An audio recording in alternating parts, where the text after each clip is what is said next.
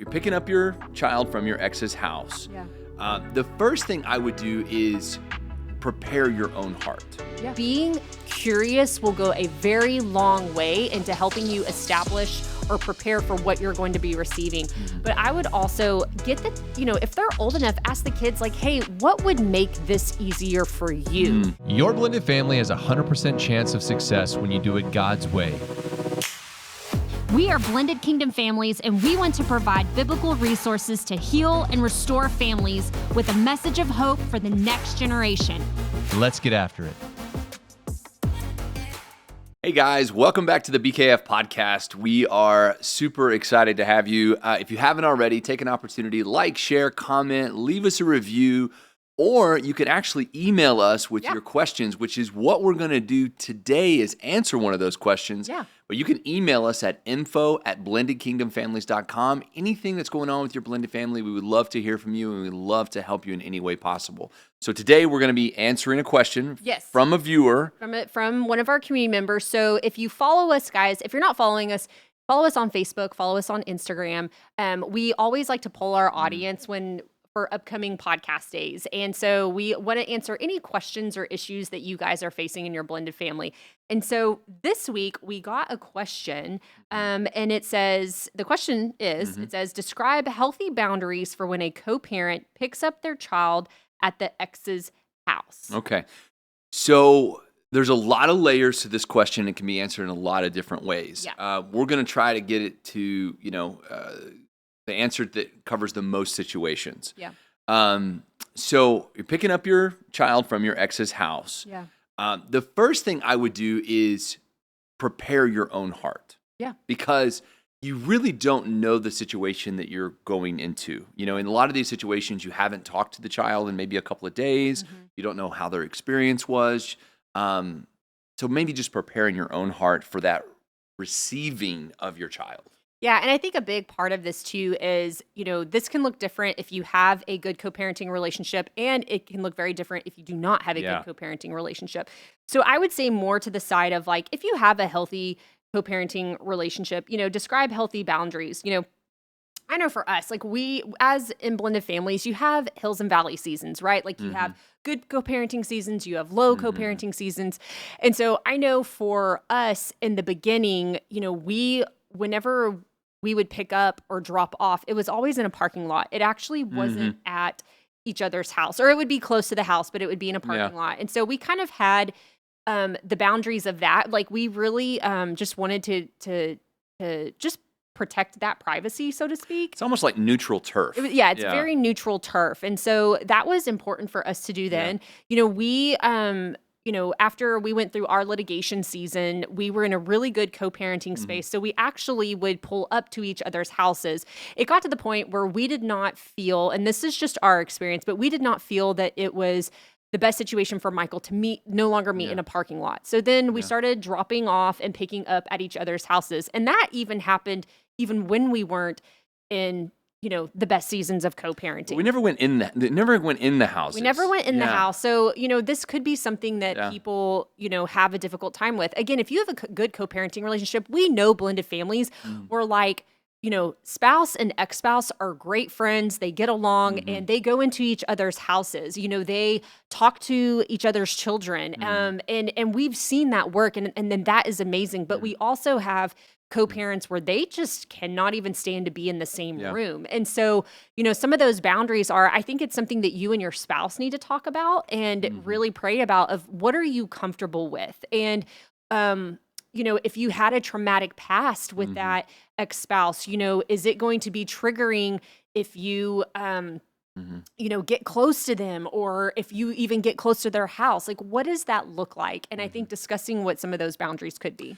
Yeah, and again, that all goes with kind of preparing your heart of like, what is this going to feel like? What am I comfortable with? What are me and my co-parent?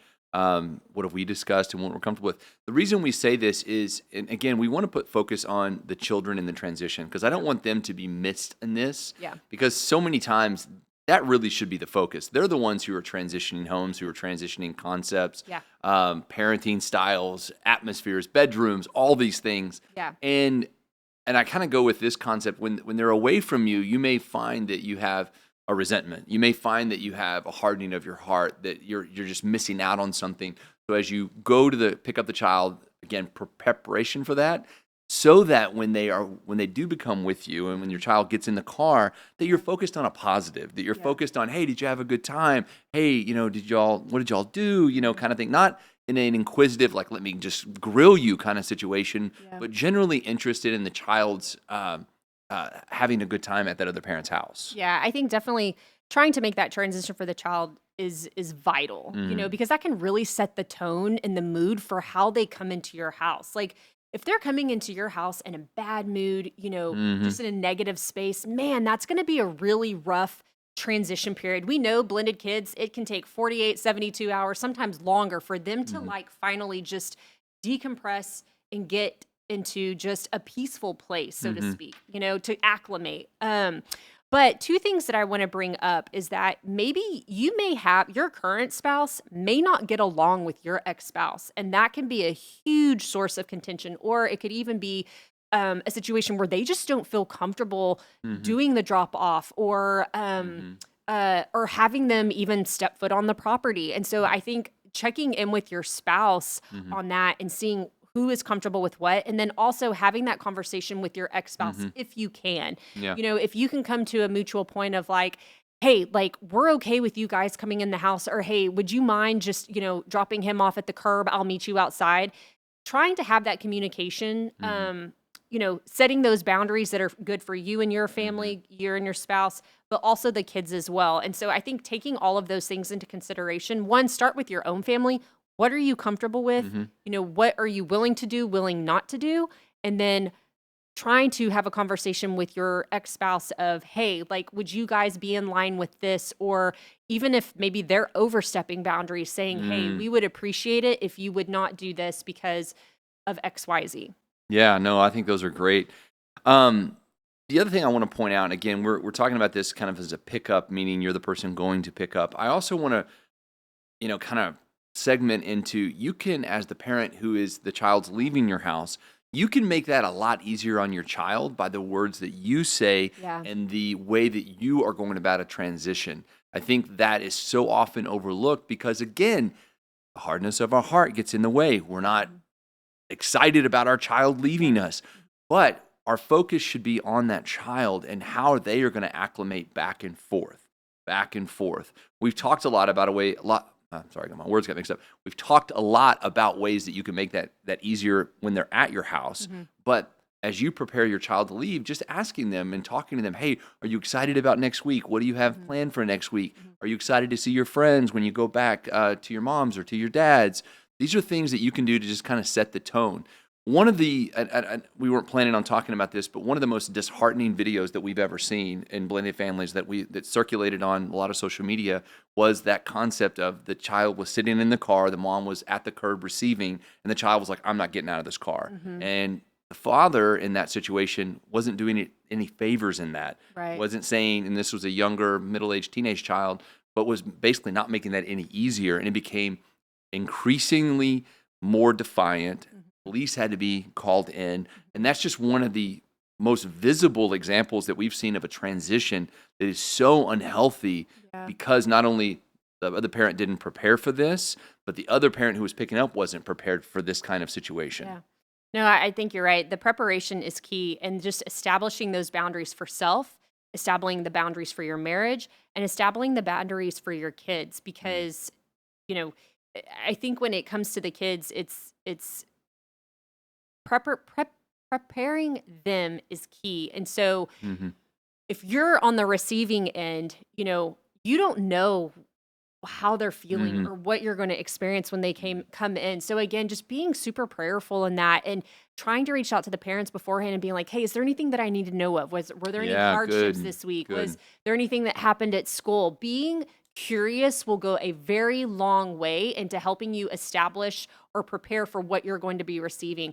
But I would also get if they're old enough, ask the kids like, hey, what would make this easier for you? And what are some boundaries that maybe the kids have? Maybe it's that they're like, hey, it makes me feel uncomfortable when you walk me to dad's door, or it makes me feel, hey, Or I don't like the Jack in the Box parking lot. I don't like the Jack in the Box parking lot. Yeah. So I think that there's, I think we have to evaluate it from a lot of different perspectives.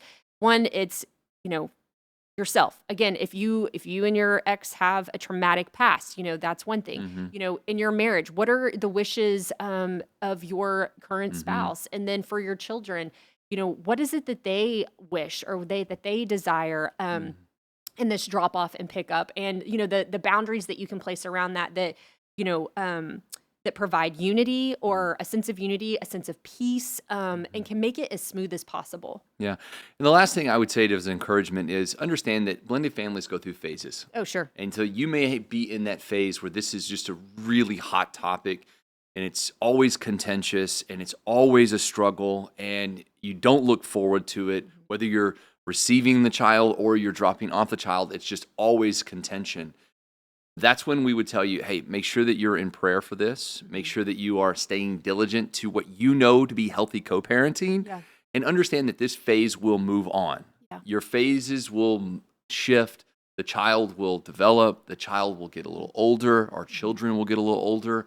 And this can become something that doesn't have to be a hardship, that doesn't have to be such a pain in that blended family. No, absolutely. So, guys, hope you've enjoyed this. I hope this has helped you as you are navigating blended families and navigating that child drop-off pickup time. Guys, tune in next week. We will have another episode with Blended Kingdom Families. Can't wait to see you. You guys have a wonderful, wonderful day. Be blessed in all that you do. Hey guys, so glad you were here with us today, and I hope you enjoyed today's episode. And you can find more resources from Blended Kingdom Families at blendedkingdomfamilies.com. Join us again next time as we hang out with more amazing podcast guests. And remember, nothing will be impossible with God.